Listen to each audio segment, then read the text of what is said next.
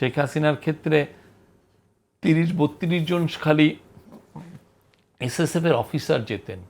তারপরে যেটা হচ্ছে উনি আরও কস্টলি, ক্ল্যারিজে থাকতেন। ক্ল্যারিজ অনেক এর চেয়ে অনেক কস্টলি, এক্সপেন্সিভ হোটেল। এবং সবচেয়ে বড় জিনিস যে উনি যেই কয়দিন থাকতেন তারপরে যে আবার উনি প্রাইভেট থাকতেন, যেটা সরকারি ট্যুর যেদিন বন্ধ হয়ে যেত, ওই পুরো সময়টা উনি আমাদের যারা এইগুলো নিয়ে করছেন যে এই যে পুরো যে 11-12 দিন উনি যে থাকতেন লন্ডনে, তো এইটার ভাড়া কারা দিত? তারপর হচ্ছে যে দেখেন ওই 11-12 দিনের তার যে প্রাইভেট সিকিউরিটি রাখতেন উনি, কিন্তু আমরা তো নিশ্চয়ই সেই রেজিমকে ফলো করব না, নিশ্চয়ই আমরা ফলো করছি না। বাট আমরা বলছি যে এই যে কস্টের কথা বলা হচ্ছে এটা একদম বেয়ার মিনিমাম। এটার চেয়ে আপনি একজন রাষ্ট্র সরকার প্রধানকে এর চেয়ে কম ইয়েতে রাখা যায় না। তার যে ভ্রমণ ব্যয় যেটা এসেছে এটা নিয়ে যথেষ্ট সমালোচনা হয়েছে। আমি একটু জানতে চাই যে উনি 4 দিনে একটি স্যুটের ভাড়া 40 লক্ষ দিয়েছেন, যেটা আমরা দেখেছি। এই ভাড়াটা কি আসলে উনি যে পুরস্কার নিতে গিয়েছিলেন সেখান থেকে কি এটা বহন করা হচ্ছে, নাকি এটা সরকার এই ব্যয়? না, এটা উনি তো সরকার প্রধান, ঠিক না? সরকার প্রধানের তো আপনি ইচ্ছা করলেও তো একটা সরকার প্রধানকে তো আপনি মানে যেন তেন হলিডে ইন টাইপের হোটেলে রাখতে পারেন না। তার সিকিউরিটিটা একটা বড় বিষয়। আমরা তার সিকিউরিটিটা যাতে এনশোর হয় সেই জায়গায় রেখেছি। এবং খুব যে আপনি যদি এই লিস্ট দেখেন, আপনি যদি চ্যাটজিপিটিতে যান, যে যদি list of top 10 London hotel দেখেন, তার মধ্যে ডরচেস্টার নাম্বার 10-এ আছে। এর আগে আরও 9টা আছে যাদের ভাড়া 10 এইটার থেকে 4-5-7-8 গুণ বেশি। হ্যাঁ, তো সেই জন্য আমার মনে হয় যে যেটা এটা হচ্ছেন যে কেউ সমালোচনা করার জন্য সমালোচনা করা। আপনি একজন রাষ্ট্রপ্রধান, এটা সরকার প্রধানকে আপনি একটা জায়গায় রাখবেন, যেন তেন জায়গায় রাখা যায় না, কেন তার ওইখানে অনেকে দেখা করতে আসেন, এটা কয়েকটা মিনিস্টার আসেন তার সাথে দেখা করতে, তার সিকিউরিটিটা সব সময় থাকে। আর এর চেয়ে কম খরচে কি সিকিউরিটি এনশিওর করা যেত না, কিনা? প্রায় অসম্ভব। আপনার তো এই জায়গাটা একটা ভালো স্যুট নিতে হয়, সেই জায়গায় আপনার তার সিকিউরিটিটা ইয়ে করতে হয়। তাও তো আমরা স্যার যেটা করেছেন আগে, যেটা হচ্ছে যে শেখ হাসিনার ক্ষেত্রে 30-32 জন খালি এসএসএফের অফিসার যেতেন। তারপরে যেটা হচ্ছে উনি আরও কস্টলি, ক্ল্যারিজে থাকতেন। ক্ল্যারিজ অনেক এর চেয়ে অনেক কস্টলি, এক্সপেন্সিভ হোটেল। এবং সবচেয়ে বড় জিনিস যে উনি যেই কয়দিন থাকতেন তারপরে যে আবার উনি প্রাইভেট থাকতেন, যেটা সরকারি ট্যুর যেদিন বন্ধ হয়ে যেত, ওই পুরো সময়টা উনি আমাদের যারা এইগুলো নিয়ে করছেন যে এই যে পুরো যে 11-12 দিন উনি যে থাকতেন লন্ডনে, তো এইটার ভাড়া কারা দিত?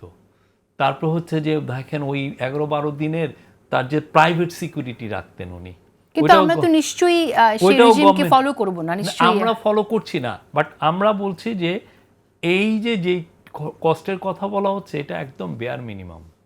এটার চেয়ে আপনি একজন রাষ্ট্র সরকার প্রধানকে এর চেয়ে কম ইয়েতে রাখা যায় না। তাহলে আর কি আমাদেরকে তো তাহলে সিরিয়াসলি তো নিতে হবে, ঠিক না? আমার একটা তো ইয়ে আছে, স্ট্যান্ডিং আছে তো, ঠিক না?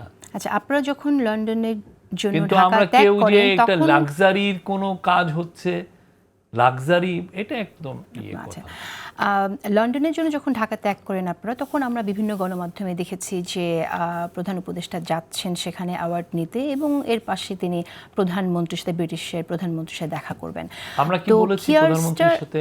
এই খবরটা কিন্তু গণমাধ্যমে এসেছে। যারা আপনারা বলেছে প্রটেস্ট কিন্তু করেননি, এই খবরটা নিয়ে প্রটেস্ট কিন্তু করেননি। প্রোটেস্টের বিষয় না, বাট আমরা বলেছি যে সরকারি অফিসিয়ালদের সাথে দেখা হবে, এটা আমরা বলেছি। আমি নিজে তো কথা বলি, আমার মনে আছে যে আমি কেয়ার স্টামের সাথে যে দেখা হবে এটা আমি বলি নাই তখন। আচ্ছা, তো গণমাধ্যমে এসেছে, এবং সেই সুবাদেই আমরা জানি যে ব্রিটিশ প্রধানমন্ত্রীর সাথে আমাদের প্রধান উপদেষ্টাটি সাক্ষাৎ হতে পারে। সেই সাক্ষাৎটি হলো না, কিন্তু এটি নিয়ে যে ঘটনাটি ঘটলো সেটা খুব একটা শুভকর, ভালো না আমি বলবো। কারণ হচ্ছে যে ওখানে আপনার ব্রিটিশ প্রধানমন্ত্রীর সাথে অ্যাপয়েন্টমেন্ট ছাড়াই যাওয়া হয়েছে, এবং সেটা পরে আমরা দেখলাম যেটা। এবং আপনি সেক্ষেত্রে বলেছেন যে ব্রিটেনের প্রধানমন্ত্রী কানাডায় যখন তিনি আসলে দেশেই ছিল। এই ঘটনাটি কিভাবে ঘটলো একটু আমাকে বলেন। কানাডার বিষয়টা বলি, সেটা হচ্ছে যে আমার যে শব্দ চয়নটা আপনি যদি দেখেন, আমি বলছি উনি সম্ভবত শব্দটা বলেছি, কিন্তু যেটা হচ্ছে ঢাকায় যারা এটা নিয়ে অনেক আমাকে এটা নিয়ে কথা বলেছেন, তারা এই সম্ভবত শব্দটা ফেলে দিয়েছেন যে উনি কানাডায় আছেন। এমন উনি সম্ভবত কানাডায় আছেন। এবং আর একটা সেন্টেন্সও আমি বলেছি যে এটা আমাদেরকে কে বলেছে, একটা ব্রিটিশ লেবার পার্টির এক এমপি। এমপিটাকে রূপা হক এসে স্যারকে বলছেন যে ওনার অ্যাপয়েন্টমেন্ট পাওয়াটা টাফ হবে, উনি কানাডায় থাকতে পারেন এখন, যেহেতু G7 মিটিং হচ্ছে। এটা এখন এই বিষয়টা কি করে হলো? কারণ Rupa Huq is a part of the government. উনি জানেন না যে তিনি তার প্রধানমন্ত্রী দেশে আছেন? অনেকজন ছিলেন। ওনার যেটা হয়েছে যে আমার ডাবল চেক করা উচিত ছিল। আমি যেটা করেছি ডাবল চেক না করে আমি বলছি সম্ভবত আমি শব্দ। আপনি যদি আমার অরিজিনাল অডিওটা যেখানে আমি কথাটা বলেছি, আপনি যদি ভিডিওটা নেন, আমি কিন্তু ওইটা বলেছি। আমরা কিন্তু বলি নাই যে এটা হবেই, সম্ভবত বলেছি।